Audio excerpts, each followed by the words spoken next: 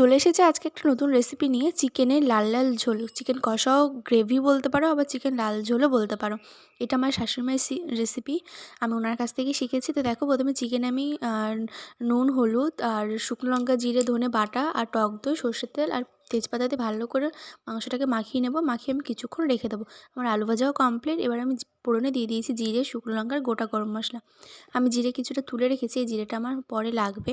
এটাও আমার শাশুড়িমা আমাকে বলেন যে সব কিছু রান্নাতে যদি জিরে ভাজা তুলে রাখো, পরে সেটা বেটে দাও, খুব সুন্দর খেতে হয়। আর সত্যিই তাই, খুব সুন্দর লাগে খেতে, আর স্মেলটাও খুব সুন্দর হয়। তারপর দেখো আমি পেঁয়াজ দিয়ে দিয়েছি, পেঁয়াজটাকে লাল লাল করে ভেজে নেবো। আর যে মশলাটা আমি তুলে রেখেছিলাম, সেই মশলাটা এবার দিয়ে ভালো করে কষিয়ে নেবো। তোমরা জানো কে কতটা মানে কীরকম কষাতে হয়, সবাই জানো, এই জন্য বলছি না। তারপর আমি চিকেনটাকে ভালো করে ঢেকে ঢেকে কষিয়ে নেবো, সেটা দেখালাম না, ভিডিওটা অনেক বড় হয়ে যাবে। তোমরাও ঢেকে কষিয়ে নেবে। তারপর আলু দিয়ে দিলাম, নামিয়ে নেবো। আর দেখো, রেসিপিটা ভালো লাগলে লাইক, কমেন্ট, শেয়ার করতে ভুলো না।